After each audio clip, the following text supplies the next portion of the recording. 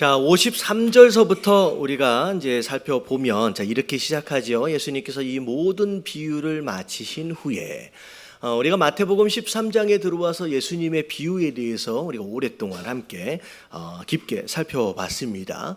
전체적으로 볼 때는 예수님께서 8가지 비유를 말씀하셨는데 그 8가지 비유 가운데 6개, 가운데 있는 6개가 천국 비유에 대한 내용이고요. 그리고 나머지 양쪽에 앞에와 그 뒤에 부분이 말씀에 대한 깨달음에 대한 비유로 하나씩 그래서 전체 8개의 비유를 말씀하셨습니다. 자, 그리고 나서 예수님께서 어디로 가셨어요? 자, 고향으로 돌아가셨다라고 말씀하시는데 여러분 예수님의 고향이 어디예요? 예수님의 고향이 어디예요? 원래 그러니까 고향은 태어나신 곳이잖아요. 원래 예수님이 태어나신 곳은 어디냐면 베들레헴입니다. 근데 베들레헴에서는 태어나시기 위한 하시고 어린 시절 주로 어디서 자라셨느냐? 갈릴리 동네 가운데서 나사렛이라고 하는 동네에서 예수님께서 어린 시절을 쭉 보내오셨죠. 그래서 여기서 고향으로 돌아가셨다라고 하는 것은 베들레헴으로 가신 게 아니라 어디로 가신 거예요? 나사렛으로 이제 가신 겁니다. 자, 가셔서 예수님께서 어디서 회당에서 말씀을 가르치시는데 그 가르치시는 내용들을 이 마을 사람들이 듣고 깜짝 놀랐다는 거죠. 왜냐하면 사실 예수님께서 오랫동안 베들레헴을 떠나 계셨던 것이 아니에요. 30세 될 때까지, 그러니까 어떻게 보면 이제 세례를 받기 전까지는 그냥 30세까지 그냥 나사렛에서 사셨어요. 그리고 세례를 받고 뭐 이제 광야에 시험 받으시고 하는 어떤 그런 과정, 제자들을 선택하시고 하는 어떤 그런 과정, 불과 아무리 길게 잡아도 1년이 안 되는 몇 개월에 해당되어지는 그 기간 동안 떠나 계셨는데 갑자기 돌아오셨는데 전혀 다른 분으로 지금 오신 상황이 된 거죠. 도대체 이 지혜와 이 능력이 도대체 어디로부터 온 것이냐라고 깜짝 놀라게 됩니다. 그러면서 하는 이야기가 뭐냐면 55절에 보니까 이는 누구의 아들이다? 목수의 아들 아니냐? 목수의 아들. 이 얘기는 뭐냐면 목수라고 하는 직업 자체가 그 당시로 볼 때에 어떻게 보면 계층이라고 생각할 수 있을 것 같아요. 위에 있는 계층이에요? 아래에 있는 계층이에요? 아래에 있는 계층이에요. 어부도 마찬가지고. 이게 다시 말하면 목수의 아들이다라고 이야기하는 것은 지금 예수님이 회당 앞에 서가지고 가르칠 수 있는 자격이나 권한이 있는 거예요? 없는 거예요? 없는 거예요. 네, 없는 거지요. 뭐 바리새인도 아니고 서기관도 아니고 아무것도 아닌데 네가 왜 갑자기 여기 와서 뭐 우리를 가르치려고 하느냐라고 하는 그런 뉘앙스가 이제 풍기는 거죠. 결국은 57절에 보면 자 어떻게 돼버려요? 자 57절 자 위에 보니까 예수님을 어떻게 했다? 배척하게 됩니다. 배척하게 됩니다. 어떻게 보면 다른 곳에서 말씀을 증거하시고 능력을 행하셨을 때는 많은 사람들이 예수님을 영접하고 받아들이고 인정하고, 근데 고향에 가서는 오히려 그들로부터 배척을 받으시는 상황이 벌어졌다라고 하는 것이죠. 결국은 자 58절의 결론으로 보면 그들이 뭐하지 않았으므로 인하여 예수님을 믿지 않은 것으로 말미암아 거기서는 많은 능력을 행하지 아니하셨다라고 안타까운 결론으로 오늘 말씀이 마무리되어져 갑니다. 자, 오늘 내용은 전체적으로 보면 스토리로 벌써 예수님께서 고향에서 어떻게 되신 거예요? 배척을 당하신 거죠. 자, 이 내용들을 통하여서 오늘 주제를 뭘로 생각을 하시면 되냐면 자, 다 같이 한번 읽어볼게요. 시작. 그 앞에서 좀 읽어주세요. 두 분 왜 하나도 안 해. 자, 다 같이 한번 읽어볼게요. 시작. 신앙의 성숙함. 네, 오늘 말씀의 주제는 신앙의 성숙함입니다. 이게 인격적인 성숙함도 함께 포함되어지는 거예요. 그리고 심지어 신앙 안에서도 마찬가지입니다. 과연 성숙한 사람이라고 한다면 어떤 모습이어야 하느냐라고 하는 거에 대해서 3가지로 기준을 이제 세워 드릴 겁니다. 자, 이 3가지 중에 예수님이 가지고 계셨던 2가지 성숙함과 이 마을 사람들이 가지지 못했던 한 가지 성숙함을 제가 이제 말씀을 통하여서 풀어드리도록 하겠습니다. 자, 첫 번째 내용을 같이 한번 볼게요. 1번 다 같이 시작. 때를 기다릴 줄 아는 것이 성숙이다. 자, 뭐가 성숙이다? 때를 기다릴 줄 아는 것이 성숙이에요. 자, 이게 어떻게 나온 내용이냐? 자, 57절을 보니까 예수님께서 고향에서 배척을 받으셨어요. 오랫동안 30여 년 동안 살아오셨던 그 고향 땅에서, 그 친한 사람들 사이에서, 그 사랑하는 사람들 사이에서 배척을 받으셨다는 거죠.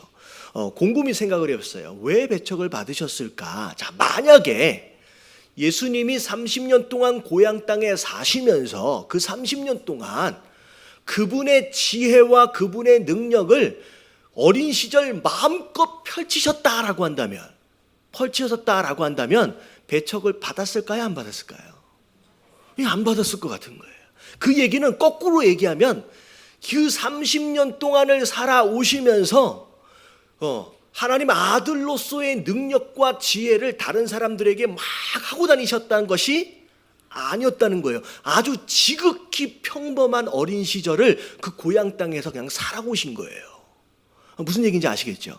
자, 그렇게 생각하면 그러면 어린 시절에 예수님께서 그런 능력이나 지혜가 없으셨지 않았겠느냐, 아니면 어렸을 때부터 하나님의 아들인지 몰라서 그러시지 않았겠느냐, 그렇게 생각할 수 있잖아요. 있죠?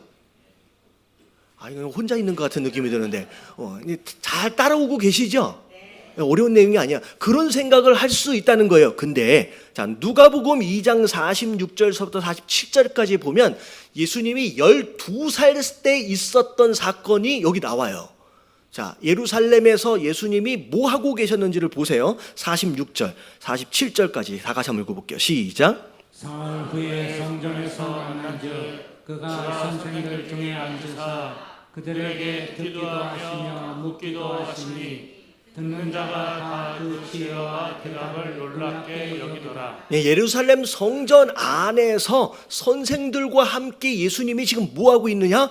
대답도 하고 질문도 하시고 이런 상황이에요. 그 안에서 이미 예수님은 12살 때 사람들이 놀랄 만한 뭐와 뭘 가지고 계셨다? 능력과 지혜를 이미 가지고 계셨던 상태예요. 그러니까 어린 시절이어서 이게 없었던 게 아니었다는 거죠. 그리고 심지어 48절, 49절에 쭉 보면 이제 어머니가 이제 물어보시는 거예요. 48절 한번 읽어볼게요. 시작. 그의 부모가 보고 놀라며 그의 어머니는 이르되 아이야 어찌하여 우리에게 이렇게 하였느냐. 보라 내 아버지와 내가 근심하여 너를 찾았노라. 자, 지금 어디 갔었느냐, 내가 얼마나 찾았느냐라고 얘기를 할 때, 자, 49절에 예수님이 뭐라고 말씀하셨느냐? 어찌하여 나를 찾으셨나이까? 다 같이 시작. 내가 내 아버지 집에 있어야 될 줄을 알지 못하셨나이까. 자, 예루살렘 성전을 향하여 뭐라고 얘기하고 있어요? 누구의 집이다? 내 아버지의 집이다라고요. 여러분, 이것을 우리가 신앙생활을 오래 하신 분들은 그냥 쉽게 그러니까 아는 말씀이에요. 여러분, 하나님 아버지를 부를 때 하나님 아버지라고 부르잖아요. 그러잖아요. 그래서 어제 장애인 우리 미랄 꿈씨 섬기러 갔는데 그 중에 보니까 집안이 다 교회를 다니는 것 같아. 입에서 아버지 하고 다니시더라고요. 장애인 한 분이. 근데 아버지라고 하는 이 말이 우리가 신앙생활하면서 굉장히 익숙해져서 별것이 아닌 것처럼 느껴지지만, 여러분, 이 하나님을 아버지라고 부르는 것은요, 예수님이 처음 시작하신 거예요. 다시 말하면 구약에는 하나님을 아버지라고 불렀어요, 못 불렀어요? 여러분, 구약에 하나님을 아버지라고 부르는 것은 있지 않았어요. 그러니까 어떻게 보면 하나님을 아버지라고 부르는 것은 예수님이 가장 먼저 하신 것이고, 그리고 하나님을 아버지의 관계로 인식하시는 것은 예수님 한 분뿐이었어요. 그러니까 하나님을 아버지라고 이미 인정하시고 아셨다라고 하는 것은 그분 스스로 그분의 신성을 이미 뭐하고 계셨다? 자각하고 계셨다는 거예요. 다시 말하면 예수님께서 어린 시절, 지극히 평범한 어린 시절을 사셨던 이유는 그분이 능력이 없어서도 아니고 그분이 하나님의 아들인지 몰라서도 아니었다는 거예요. 그러면 왜 그런 능력을 안 보여주셨을까? 왜 그런 지혜를 사람들에게 안 보여주셨을까? 해답이 어디 있느냐면 요한복음 2장 3절부터 4절까지 가나의 혼인잔치 가장 첫 번째 일으키셨던 기적의 순간 뭐라고 말씀하시는지 보세요. 자, 4절 말씀만 볼게요. 자, 이제 3절에 보니까 포도주가 떨어졌어요. 자, 포도주가 떨어진 상황 가운데서 어머니가 뭘 좀 해봐달라고 요청을 하니까 예수님 뭐라고 말씀하셨느냐? 자, 4절 시작. 예수께서 이르시되 여자여 나와 무슨 상관이 있나이까? 내 때가 아직 이르지 아니하였나이다. 자, 능력도 있고 지혜도 있고 본인 스스로 누구인지 이미 알고 계셨음에도 불구하고 지금까지 아무것도 하지 않으셨던 이유는 딱 한 가지예요. 뭐 때문에? 아직 때가 이르지 않았기 때문이라는 거예요. 다시 말하면 충분히 그분의 능력을 마음껏 펼칠 수 있었음에도 불구하고 때가 아니었기 때문에 지금까지 뭐 하셨다는 거예요? 기다리셨다라고 하는 거예요. 여러분, 이게 진짜 어려운 거예요. 할 수 있음에도 불구하고 참으시는 거예요. 뭐가 아니기 때문에 내 때가, 그분이 허락하시는 때가 아니기 때문이다라는 거예요. 이게 바로 예수님이 가지고 계시는 신앙의 성숙함입니다. 아무리 하고 싶어도, 아무리 능력이 있어도 하나님이 허락하신 때가 아니다라고 한다면 멈춰서 있을 수 있는 거, 여러분, 이게 성숙함이라는 거예요. 여러분, 어린 시절에는요, 기다릴 줄 몰라요. 기다릴 줄 몰라요. 제가 이제 두 아이를 키우고 있는데, 사실 이제 첫째 아이가 이제 딸아이인데 13살이에요. 근데 얘를 키울 때는 뭐든지 다 힘들었던 것 같아요. 뭐 저는 이제 교회 전도사였고 사역을 하는 가운데 뭐든지 다 힘들었던, 그래서 이 첫 번째 아이를 키울 때는요, 그냥 다 힘들어 가지고 그냥 소소한 것들이 잘 기억이 안 나요. 근데 이게 이제 둘째 아이가 지금 3살이거든요. 근데 이제는 첫 번째 한번 애를 키워봤다고 얘를 키우면서 애가 어떻게 성장하는지가 조금씩 이제 보이기 시작하는데, 자, 이게 이제 첫 번째 아들내미가 이제 하는 것 보면 기다릴 줄 알아요, 몰라요? 몰라요. 자기가 원하는 때가 있어. 지금 배고프면 지금 뭘 줘야 돼요? 지금 밥을 줘야 돼요. 엄마가 뭘 하고 있고 아빠가 뭘 하고 있는지는 얘는 상관이 있어요, 없어요? 상관이 없어요. 그냥 내가 배고프면 지금 밥을 주는 것이 정답인 거예요. 여러분, 성숙하지 못한 아이는 부모의 때를 상관하지 않아요. 누구의 때만 생각해요? 내 때만 생각하는 거예요. 자기 때만 생각하는 거예요. 그래서 내 때에 누가 맞춰달라는 거예요? 부모가 맞춰달라는 거예요. 여러분, 성숙하지 못한 신앙인의 모습 첫 번째가 뭐냐면 하나님의 때에는 별로 상관이 없어요. 관심이 없어요. 그냥 내가 원하는 때에 뭐 해주시면 되는 거예요? 그냥 그때에 응답해 달라는 거예요. 기다리지 못하는 거예요. 여러분, 이게 성숙하지 못한 성도의 모습일 수 있다라고 하는 거예요. 여러분, 진짜 성숙한 성도가 되어지길 원하신다라고 한다면 여러분, 내 때에 하나님을 끌어다 맞추는 게 아니라 누구의 때를 알아야 돼요. 누구의 때? 하나님의 때를 알고 누가 맞춰야 돼요? 내가 그 때를 맞추는 거, 여러분, 그게 여러분 성숙한 성도의 모습인 줄로 믿습니다. 그래서 성숙한 신앙은요, 때를 기다릴 줄 아는 것이다 라고 하는 거, 옆에 계신 분들에게 한번 이야기 좀 해주세요. 때를 기다려 봅시다. 조급해지지 마세요. 자꾸 내 때에 하나님을 끌어다 맞추려고 하면 여기서부터 문제가 생긴다라고 하는 거죠. 진짜 신앙생활은 기다릴 줄 아는 거예요. 그래서 믿음의 선진들을 한번 보세요. 아브라함이 75세의 약속을 받았는데 몇 년 기다려서 이삭을 얻어요? 나는 기도하고 나서 한 25년 기다렸다 하신 분 계세요? 아직 안 됐으면요, 좀 더 기다리세요. 25년을 기다리는 거예요. 약속을 받아놓고. 노아 같은 경우에는 홍수에 대해서 이야기를 들었는데 방주를 짓고 있는데 비 올 때까지 몇 년 동안 기다려요. 방주 지으면서 몇 년 동안 기다려요. 120년을 기다려. 난 120년 기다려봤다. 이건 아무도 없을 것 같아요. 기다리는 거예요. 여러분 이제 성경에 나오는 어떤 인물도 이 기다림의 과정이 없이 내가 원하는 때에 즉각 받아내는 사람은 없는 거예요. 기다릴 수 있는 저와 여러분들 되시길 주님의 이름으로 축원합니다. 그래서 첫 번째는 내 때가 아니라 하나님의 때를 기다릴 줄 아는 거. 자, 이게 성숙함의 첫 번째입니다. 자, 두 번째 성숙함이 뭐냐? 자, 이거는 이제 고향 사람들에 대한 내용이에요. 다 같이 한번 읽어볼게요. 시작. 내 생각에 틀릴 수도 있다는 것을 아는 것이 성숙이다. 자, 오늘 사건의 실제적인 원인은 고향 사람들의 뭐 때문이다? 선입견과 편견 때문이라는 거예요. 예수님에 대하여 다 안다라는 거예요. 잘하는 모습을 우리가 다 봤다는 거예요. 그래서 우리가 다 안다라는 거예요. 그럼 과연 예수님에 대하여 다 봤을까요? 사실 이 고향 사람들은 비록 고향 사람들이었음에도 불구하고 예수님이 탄생하시는 걸 봤어요, 못 봤어요? 못 봤지요. 그리고 예수님이 애굽에 내려갔다 올라오신 것도 이들은 본 적이 없어요. 예수님이 집 안에서 어떻게 생활하고 계시는지 이들은 본 적이 없어요. 그냥 그들이 봐와 온 그 조금의 내용들을 가지고 스스로 나는 예수님에 대해서 뭐 한다고 생각하느냐? 다 안다고 생각해요. 예수님에 대하여 익숙하니까 그 익숙함의 함정이라는 게 있거든요. 그것으로 인하여 예수님에 대해서 다 안다고 생각하는 거예요. 여러분 이게 문제예요. 여러분 성숙하지 못한 사람들, 아이들의 특징이 뭐냐면 자기가 생각하는 것이 항상 뭐라고 생각하느냐? 옳다라고 생각해요. 그리고 고집 부리는 거예요.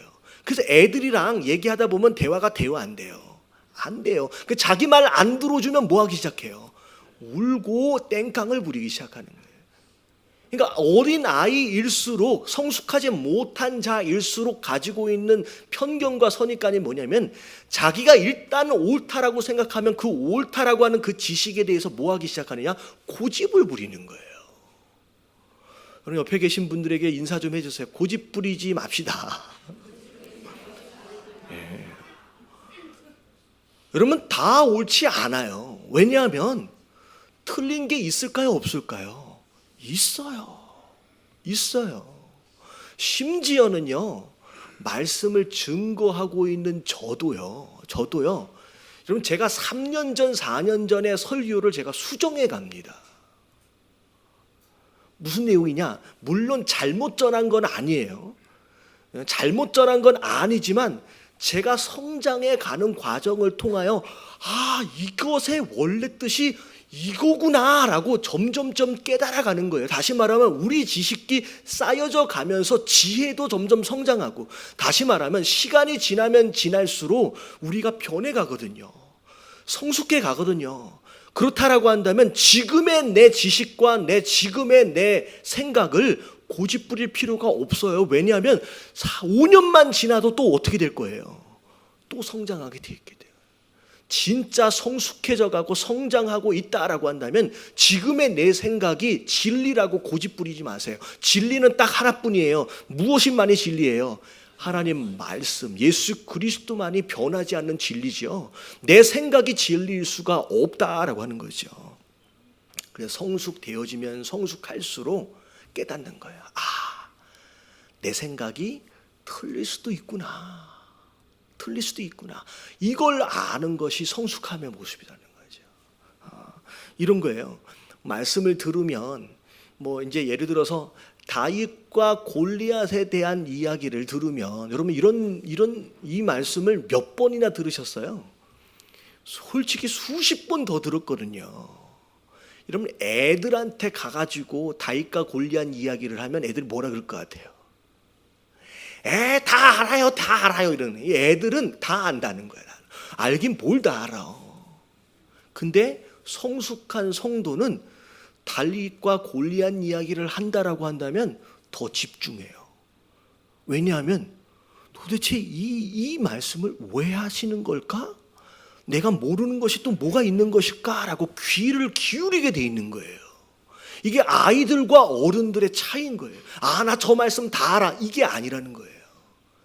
여러분, 성숙하는 성도 되어지시길 주님의 이름으로 축원합니다. 그래서 편견과 선입견을 가지고 마치 내 생각이 진리인 것처럼 고집 부리는 것은 어떤 모습이냐? 미성숙한 자의 모습이다라고 하는 거 여러분 깨달아지시길 주님의 이름으로 축원합니다. 세 번째 성숙의 기준이 뭐냐? 다 같이 한번 읽어볼게요. 시작. 내 마음대로 안 되는 것이 있다는 것을 아는 것이 성숙이다. 네. 내 마음대로 안 되는 게 있어요, 없어요? 아유, 많죠. 그걸 아는 것이 성숙함이에요. 자, 오늘 말씀을 보면 예수님이 고향에 가셨잖아요. 여러분, 고향 땅에 가실 때 예수님이 뭘 기대하셨을 것 같아요? 다른 동네에서 막 영접하고 막 믿고 구원받고 하는 일들이 막 있었잖아요. 예수님이 고향 땅에 돌아가면서 사랑하는 사람들, 어쩌면 가장 오랫동안 함께했던 사람들, 그들에게 이 복음을 전하면 어떻게 할 거다, 영접할 것이다 라고 하는 그런 기대와 그런 마음을 가지고 가셨을 거라는 거예요. 근데 자, 예수님 마음대로 된 게 아니에요. 어떻게 했어요? 배척해버렸어요. 정말로 황당한 상황이 벌어진 거예요. 벌어지셨을 때 예수님이 막 열받아가지고 야, 내 말을 왜 못 들어줘? 라고 예수님이 화내신 게 아니라 뭐 어떻게 하셨어요? 자, 뭐라고 말씀하셨어요? 57절에 보니까 선지자가 자기 고향과 자기 집 외에는 존경을 받지 않음이 없느니라 라고 말씀하시면서 그들이 배척한 상황에 대하여 하나님의 뜻으로 겸허하게 뭐 하셨어요? 받아들이셨어요. 여러분, 이게 예수님의 성숙한 모습이에요. 내 마음대로, 내 뜻대로, 내 기대대로 되어지지 않았다라고 할지라도 화내지 않으셨어요. 왜 안 듣느냐라고 예수님이 분노하지 않으셨어요. 그냥 그것 자체를 하나님의 허락하신 뜻으로 받고 받아들이셨다라고 하는 거죠. 여러분, 아이들과 어른의 차이가 뭐냐면 이 아이들, 성숙하지 못한 아이들은요, 자기 마음대로 다 돼야 한다라고 믿는 거예요. 그대로 안 되면 뭐라 그래요? 울고 불고 때를 쓰는 거죠. 점점점 제 아들내미가 이 단계까지 온 것 같아. 그래서 정말 가르쳐주지도 않았는데 뭘 사달라 그랬는데 안 된다라고 하면 드디어 마켓에서 들어눕기 시작했어요. 이건 누가 가르쳐줬는지 모르겠어요. 들어눕기 시작하는 거예요. 그래서 와 이렇게 하면서 끌려다니는 거야. 안 일어나 해서 끄떡없어요. 이게 죄인 되어진 특징이에요. 여러분, 내 마음대로 안 된다고 들어누워서 땡깡을 피우는 것은 절대 성숙한 게 아니에요. 지금 내 뜻을 이루려고 애쓰지 마시길 주님의 이름으로 축원합니다. 여러분, 성도 되어진 자들은요, 누구의 뜻을, 여러분, 하나님의 뜻을 이루어가는 거예요. 내 마음대로 안 된다고, 내 뜻대로 안 된다고 들어누워서 땡깡을 부리면 안 된다라고 하는 거예요. 여러분, 주기도문 제가 자주 설명을 드리는데, 자, 주기도문을 보세요. 예수님 뭐라고 기도하라고 말씀하셨는지. 자, 마태복음 6장 9절부터 10절까지 다 같이 한번 읽어볼게요. 시작. 그러므로 너희는 이렇게 기도하라. 하늘에 계신 우리 아버지여, 이름이 거룩히 여김을 받으시오며 나라가 임하시오며. 자, 나라가 임하시오며 라고 나와 있잖아요. 여기서 말하는 나라는 누구 나라예요?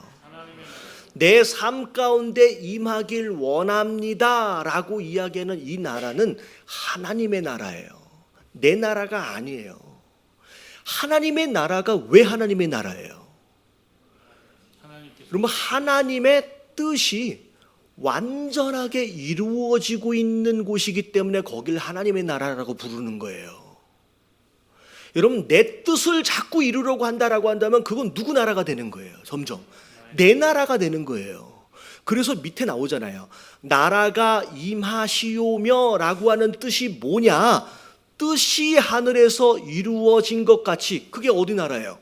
하나님 나라, 그 뜻이 이루어진 것처럼 이 땅에서 내가 살고 있는 이 삶의 현장에서도 그 뜻이 이루어지길 원합니다. 결국 그게 하나님 나라가 임하는 것에 대한 모습이라는 거죠. 여러분, 우리의 삶에서 누구 뜻이 이루어져야 돼요? 하나님의 뜻이 이루어지면 그게 하나님 나라가 되고 그게 천국이익이 되는 거예요. 여러분, 삶 가운데 천국을 경험하길 원하신다라고 한다면 내 소원을 이루고 내 뜻을 세워가는 것이 아니라 누구의 뜻을? 하나님의 뜻을 이루어가고 하나님의 소원을 이루어드리는, 여러분, 그런 삶이 되어질 때 여러분 그 삶이 곧 천국이고 하나님 나라가 되는 줄로 믿습니다. 여러분, 교회에서도 마찬가지예요. 교회에서는 절대 사람의 뜻이 이루어지면 안 돼요. 누구의 뜻만? 하나님의 뜻만이에요. 여러분, 하나님의 뜻은 곧 하나님 말씀이잖아요. 하나님 말씀만 선포되어지고 하나님 말씀만 세워지는, 내가 다니기 편하고 내 마음에 드는 교회를 만들려고 생각하지 마세요. 말씀을 근거로 그분이 원하시는, 예배도 마찬가지예요. 여러분, 예배가 영어로 두 가지로 나와 있어요. 영어로 뭐라고 해요? 월십이라고도 얘기하고 또 뭐라고도 얘기해요? 여러분, 서비스라고 얘기해요. 누가 누구를 설브하는 거예요? 내가 하나님을 설브하는 것이 예배지요. 하나님이 나를 설브하시는 게 아니에요. 많은 성도들이 어느 교회를 가면 좋은 서비스를 받을 수 있을까를 찾아요. 여러분, 그거는 거꾸로 된 거예요. 누가 누구를 설브해야 돼요? 내가 하나님을 설브하는 거예요. 여러분, 교회를 찾으실 때 기준은 뭐냐면 내가 어디 가서 좋은 서비스를 받아볼까가 아니라 정말로 하나님을 제대로 설브할 수 있는, 섬길 수 있는, 여러분, 그런 교회를 찾으시길 주님의 이름으로 축원합니다. 여러분, 세상을 살면서 이미 알아요. 세상을 살면서 내 맘대로 되는 것이 많다라고 하는 걸 이미 알매도 불구하고 어디서만큼은 내 주장을 하냐면 교회에서만큼은 내 주장을 하는 거예요. 여러분, 그러면 안 되는 거예요. 옆에 계신 분들에게 인사 좀 해서요. 그러면 안 된답니다. 네. 여러분, 성숙하지 못한 거예요. 성숙하지 못한 거예요. 자, 그래서 제가 이건 인격적인 성숙함을 포함한 신앙의 성숙의 세 가지 기준이에요. 자, 볼게요. 다시 한번 정리를 할게요. 첫 번째 다 같이 시작. 때를 기다렸지 않은 것이 성숙이다. 내 생각이 틀릴 수도 있다는 것을 아는 것이 성숙이다. 내 마음대로 안 되는 것이 있다는 것을 아는 것이 성숙이다. 자, 이게 성숙의 기준인데, 여러분, 이 성숙이 안 되면 무슨 일이 벌어지는지를 보세요.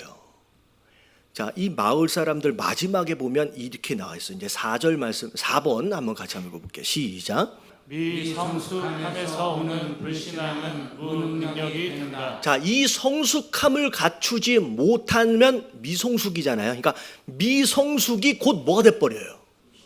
그러면 이 미성숙은 곧 뭐가 되냐면 불신앙이 돼요. 여러분, 불신앙은 곧 뭐가 돼버려요? 무능력이 됩니다. 자, 보세요. 오늘 말씀을 보니까 58절을 보면 그들이 믿지 않았다. 결국은 미성숙함으로 인하여 불신앙이 온 거예요. 자, 결국 그 불신앙의 결과로 예수님이 거기서 많은 능력을 뭐 하지 않으셨어요? 행하지 않으셨어요. 자, 거꾸로 갈게요. 결국은 예수님의 능력과 기적과 이적이 안 나타나는 이유가 뭐냐면 불신앙 때문이에요. 근데 그 불신앙의 원인이 어디예요? 미성숙함이에요. 우리 안에 이런 미성숙함이 계속 남아 있으면 곧 그것은 뭐가 돼버린다? 불신앙이 되어요. 자꾸 하나님의 때가 아닌 내 때를 고집하면서 하나님 앞에 땡깡을 부리기 시작하면 그것 자체가 곧 뭐가 된다? 그거 자체가 불신앙이 되어지는 거예요. 자, 내 뜻이 옳다라고 지식적인 부분에서 계속 고집을 부리고 앉아있다. 결국 그것 자체가 불신앙이 되어지는 거예요. 내 맘대로 안 된다라고 해가지고 땡깡을 부리고 앉아있다. 분노하고 앉아있다. 결국 그게 불신앙이 되어지는 거예요. 결국 그것으로 말미암아 아무런 능력도 아무런 기적도 일어나지 않는다는 거예요. 결과적으로 볼 때 내가 10년씩 20년씩 아니면 모태신앙으로서 이렇게 오랫동안 신앙생활을 해왔음에도 불구하고 아니 나는 목사고 나는 장로고 나는 누구고 직분을 그렇게 받았음에도 불구하고 내 삶 가운데는 아무런 능력도 아무런 역사도 일어나지 않는다라고 한다면 그 문제의 뿌리가 어디일 수 있다는 거예요? 미성숙일 수 있다는 거예요. 내 중심적으로 내 뜻을 고집부리면서 땡깡을 부리고 있는 그런 미성숙함에 남아있다라고 한다면 우리 삶 가운데는 아무런 변화도 아무런 능력도 나타나지 않는다라고 하는 거예요. 여러분, 성숙함은 어찌 보면 선택할 수 있는 게 아니에요. 여러분, 신앙의 연륜을 따라서 여러분 이 성숙함을 갖출 수 있는 저와 여러분들 되시길 주님의 이름으로 축원합니다. 여러분, 한국 교회가 잘하는 게 너무 많아요.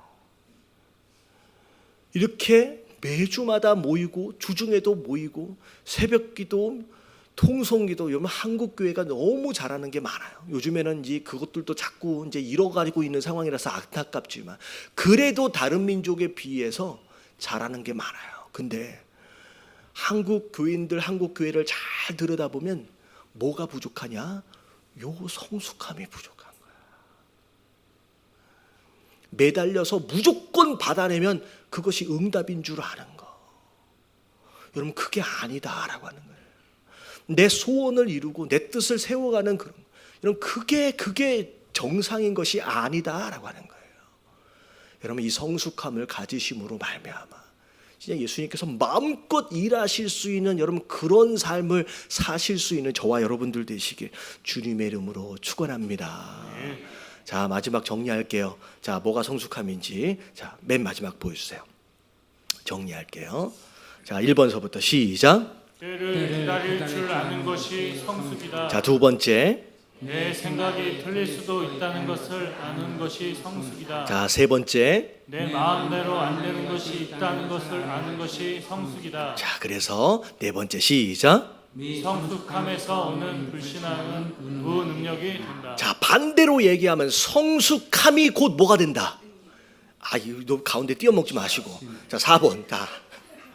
자, 거꾸로 얘기하면 돼요. 성숙함이 곧 뭐가 된다. 신앙이 되고 그 신앙이 곧 뭐가 된다. 여러분, 능력이 되는 거예요. 너무 쉽죠? 깨달아지시길 주님의 이름으로 축원합니다.